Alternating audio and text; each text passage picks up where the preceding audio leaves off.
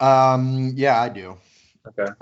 Where to now, Matt? I see that you're doing speaking engagements in Austin at the Capitol. I see that you're I don't know outside of doing this stuff. Are you still working on uh your practice? Or are you Yeah, I kind still, of yeah, I yeah? work, yeah, I work in a private clinical setting. So, um, I don't maintain a state issued license. Uh, Mm, I work within a private membership, which this is actually a solution for a lot of businesses right now that have clientele that would want to come in and see them and aren't so concerned about what's happening as far as like, oh, you have to wear a mask. Well, just as it might be illegal for the two of you to go out in the street and start pummeling one another, right? If you did it under a proper legal structure, which would be a private member association, which is what the UFC yeah, is. WBO, Right, the right. yeah. So it's a private organization that allows you to do things that you may not be able to do in the public, right? Mm, So I offer services within the private, um, and gotcha. yeah. So And I'm that's what's paying the electric bill, right? yeah, I'm able to keep things going. I never shut down. I wasn't required to. I'm not in their jurisdiction, and Mm, so yeah. And as far as like pushback goes, it's really I'm still trying to figure out the ways that we can use legal measures to affect change, and you know, so you just need to be heard. well, it's not that I need to be heard. It's that I need to have right. I need to have the right, you know, the right information as far as like legally what Mm, to do, right? yeah. And one of the things that I'm interested in trying to figure out is how do we convene a common law grand jury?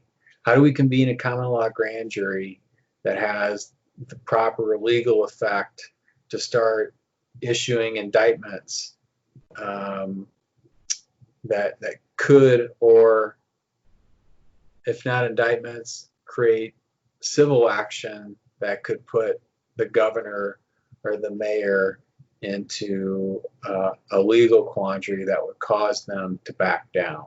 Mm. And so those are things that I'm looking at in great detail right now.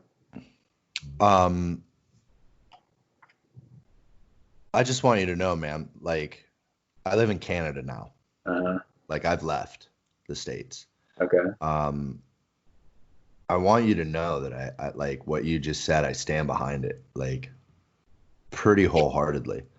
Like the more that I look into these things, the more that I realize that 90%, maybe 90 plus percent of these people that are your authority and your so-called leaders are fucking crooks.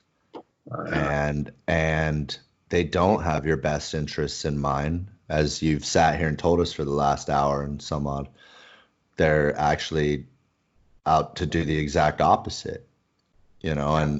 and a lot of these people are in cahoots with each other. It doesn't matter left, right, center, like it doesn't matter, and at every level from the city council up, you see this ineffective non-ability to do your job. You're not getting things done at a mayoral level, at a governor, like nobody's I don't see a lot of anybody doing it right. And I can understand why. Like this is kind of an unprecedented thing. Like nobody's really had to deal with this in the last 100 years, whatever. But like we're seeing all your weaknesses Um, I think all the way up this chain of command But I think that's to the White House. I think that's what Matt would like what he opened with, right? Is there a need for as much government as we have? I mean, and you just laid it out. Like, no, there's not. They're ineffective. There's not. Well, there's not. So the problem that we have right now is really they're claiming that they have this emergency power, which is granted them with special powers that they otherwise didn't have, right? And so they would have to prove that there is a legitimate emergency that would warrant what they're doing, and I don't think that they really could do it if we had an honest court case. In fact, I'm certain that they couldn't do it if we had an honest, lay the facts on the table and justify what it is that you're doing and why you're doing it. But getting to that point, to put them in a position where they have to do that, that's an uphill battle too, because they're also diminishing the ability to get into the court system. I mean, this is the installation of total tyranny and rule by decree, as opposed to having limits on the rule of law. They're getting away with this whole rule by decree right now and denying your ability to have justice within the legal system. But as far as like Canada goes, I'd say you guys are as bad as, or worse than what we are here. I don't know about worse. I think it's more that people here are a little more trusting of the authority. They've accepted it. Right. Yeah, they've, my girl in there, we've had arguments. She's like, why would they lie to you? Like, why would they be doing? And I have these conversations with her, like, because that's what they do. And it's been proven over and over and over and over and over and over and over again since the beginning of civilized man, like man moving into creating cities, whether you believe in that it's Mesopotamia or further back, whatever.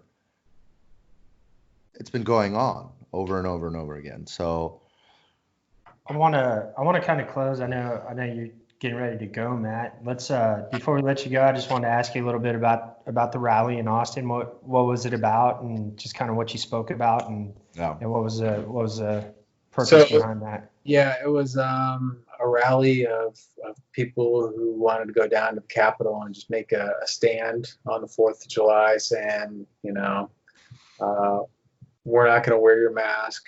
We're not going to, submit to your level of tyranny. And, I was asked if I wanted to speak, and thought it was important to do so. So I went on down there and, just kind of gave my voice, and effectively was, I opened with a statement that I'll tell you now, and hopefully motivate maybe somebody else who might listen to this.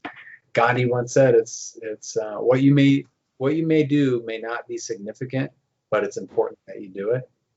So, however you choose to resist this right now, it's important that you do it.